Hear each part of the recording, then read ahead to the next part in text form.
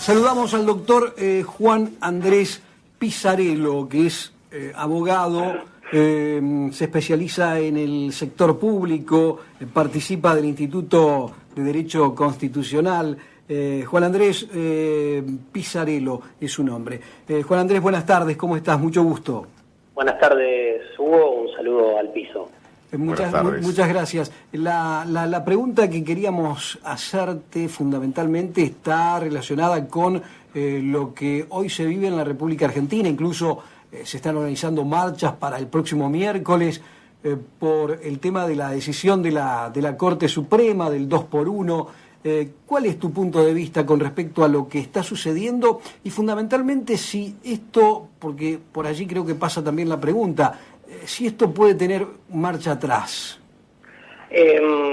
Ante todo, hay algo que es muy importante en estos días que está, digamos, poniéndose en discusión, que es realmente un contenido que tiene este fallo, que es un claro retroceso, ¿no? Hay un autor de derecho que es un norteamericano que se llama Duncan Kennedy. Ajá. Y que lo que el tipo investiga y en lo que basa todas sus investigaciones, que los jueces realmente son personas que fallan acorde a criterios ideológicos. De hecho, él hace una especie de diferencias entre tipos de jueces, inclusive dice que hay jueces que reprimen la ideología y fuerzan a la sentencia para evitar hablar de ello. Yo lo que creo en el fallo de Muiña, puntualmente, es que hay un contenido ideológico y que tiene que ver con una puja que existe en la sociedad argentina entre puntualmente sectores que abrazan los contenidos éticos de los derechos humanos y puntualmente lo que son las banderas del ius cogens, que son los preceptos del derecho internacional que abarcan de una forma general a todos los ordenamientos jurídicos como una especie de metavalor, y otros sectores que tienen que ver con, digamos, que no, puntualmente que no se retractan en relación al accionar del Estado en la época de dictadura militar. Esto es muy importante porque realmente ahora que se habla tanto de la grieta, digo yo en muchos lugares que es muy importante profundizar la discusión. Y ahí hay una vieja postura ortodoxa que en teoría ello implica separar a la sociedad. Imaginémonos que, por ejemplo, en la Alemania posterior al nazismo, hubiera existido un fallo en donde se hubiera eximido de prisión a través de una fórmula del 2x1 a los jerarcas nazis, ¿no? Imaginémonos... Es muy difícil de imaginar, ¿eh? Imaginémonos que ahora en el subte está la posibilidad, por ejemplo, en Buenos Aires, que las personas que violaron y que torturaron puedan encontrarse con los hijos de quienes torturaron o violaron, o con sus propias víctimas inclusive, ¿no? Hay en muchos textos, justamente se puede ver siempre que lo que se desprendía de la libertad de los violadores es que le podían decir cuando se encontraban de los violadores de derechos humanos a sus propias víctimas, era la impunidad con la que muchas veces actuaban y las cosas que le podían decir. Imaginémonos personas que han estado en cautiverio y que fueron torturadas, volver a encontrarse con esa gente.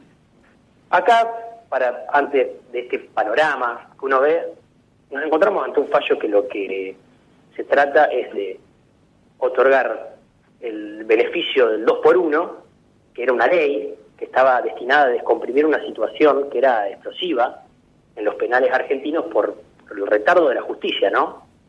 Y esa era una ley de naturaleza transitoria y que fue derogada inclusive cuando se entendió que se cumplimentaba esa transitoriedad, que ya no se encontraba esa morosidad en juego. Por ende, lo que hace la Corte Suprema, a través de 3 votos contra 2, es generar una categoría especial de detenidos. Lo más grave que se aborda acá es que no hay un análisis constitucional. ¿Qué quiere decir? La Corte aborda este fallo haciendo digamos, de tribunal de casación, o sea, hablando de la especificidad del proceso penal y no haciendo un análisis constitucional. O sea, no armoniza la ley penal más benigna, que es lo que se está discutiendo, con el principio de proporcionalidad. Y acá sí, nosotros... son términos que por ahí no la gente quizás no entienda lo específico, Juan Andrés, pero yo sé que por ahí es difícil explicar a veces este No hay tipo de ningún situaciones. problema. Por ejemplo, las personas que esta nueva categoría especial de detenidos son detenidos que están involucrados en delitos de lesa humanidad. Sí. Los crímenes de lesa humanidad son actos que son tipificados como asesinato, exterminio, esclavitud, deportación, traslado forzoso, encarcelación, u otra privación grave de la libertad física que viola normas fundamentales del derecho. Y que esa serie de actos se aplican sobre determinados sectores de la sociedad por ejemplo, tener una ideología política. Convengamos que estos fallos, digamos, estos crímenes de lesa humanidad que están tipificados en el estatuto de la ley, digamos, de la Corte Penal Internacional, que son parte de nuestro derecho, se toman como si fuera un tipo de delito común. ¿Qué hace la Corte? Valora de forma indistinta los crímenes de lesa humanidad en relación a los otros crímenes, ¿no? ¿Qué quiere decir? Ahí existe este metavalor, que yo digo, es como una especie de Dios supremo dentro del derecho, que son las normas del Ius Cogens, ¿no?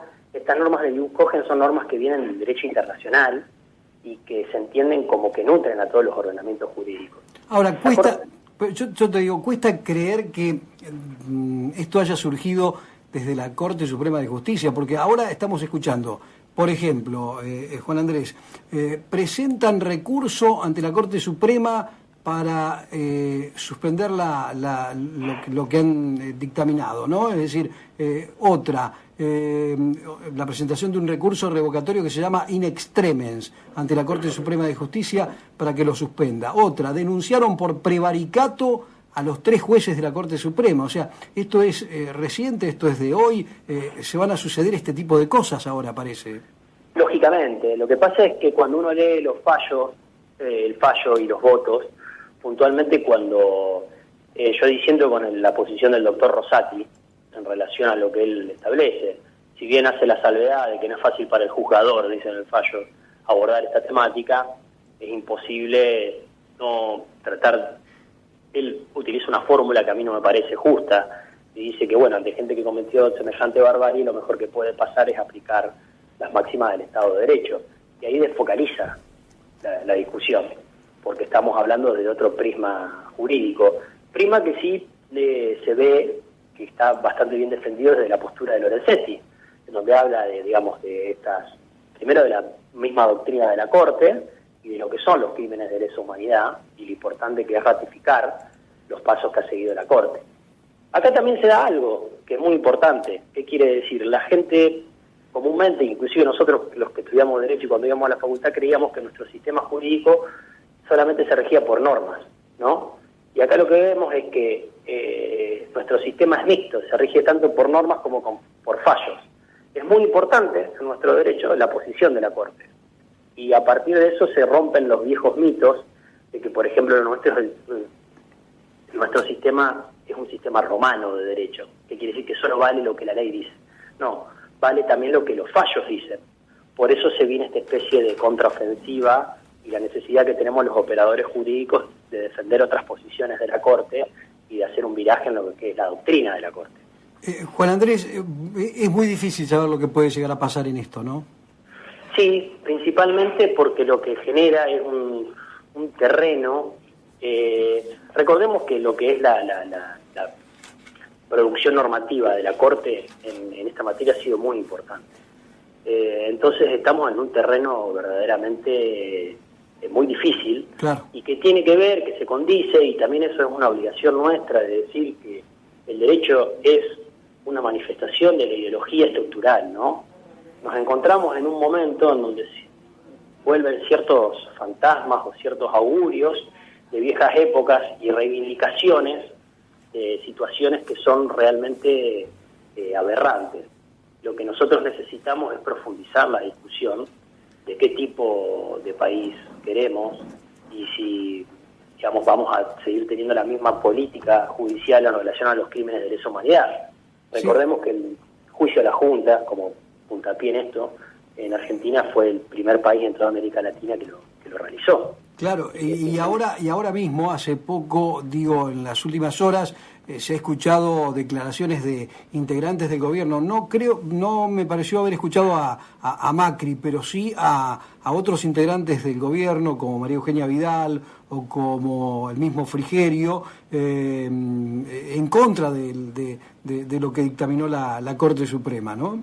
Sí, recordemos que independientemente que la política es muchas veces el arte de tratar de sobrevivir al panorama, entonces no creo en la benignidad o en la naturaleza de los dichos de ciertos sectores de la política argentina. Recordemos también que los procesos políticos argentinos, que son tan cambiantes, tienen que ver con una matriz de legitimación en la sociedad civil. Por eso es muy importante saber que los golpes cívicos militares, como se dicen, quiere decir que había algunos sectores de la sociedad que lamentablemente apoyaban ese tipo de formas de gobierno, y creo que se está también como traspasando esa misma discusión ahora al ámbito judicial. Claro, voy a decir que en una de esas, si no se hubiera... si no hubiera pasado esto que está pasando ahora, digo, manifestaciones, marchas que están previéndose para el próximo miércoles, etcétera, etcétera, quizás desde el oficialismo no se hubiera reaccionado de esta manera. Exactamente. Recordemos que las organizaciones de derechos humanos en Argentina, la Abuela y la Madre de Plaza de Mayo, son un ejemplo a nivel mundial. Basta por ahí tener la posibilidad de conocer algún otro país para que sepan que en Argentina hay una política activa de derechos humanos. Recordemos que esta política activa es como una especie de motor, ¿no? Y lo que se trata de hacer a través de las doctrinas conservadoras es tratar de enfriar este motor mediante distintos mecanismos. Este es un mecanismo bastante grave. Y bueno, hay que evitar que ese motor se enfríe. Los operadores jurídicos tenemos la obligación, junto con ustedes, en algunos lugares públicos, de tratar de generar esta conciencia. Y bueno, las organizaciones de derechos humanos y la gente tiene todo el derecho de reclamar en la calle lo que considera una sociedad justa. No creo que la sociedad argentina considere justo el fallo de la Corte Suprema, y de hecho lo que se vislumbra es un repudio general y que bueno, que la gente debe reafirmarlo en la calle, ¿no? Desde ya el agradecimiento por estos minutos, y volveremos a charlar si te parece bien, Juan Andrés. Te agradezco mucho y un saludo al piso, ¿eh? Gracias. El doctor Juan Andrés Pizzarello, que participa del Instituto de Derecho Constitucional, también dándonos su opinión con respecto a la decisión del 2x1 de la Corte Suprema de Justicia.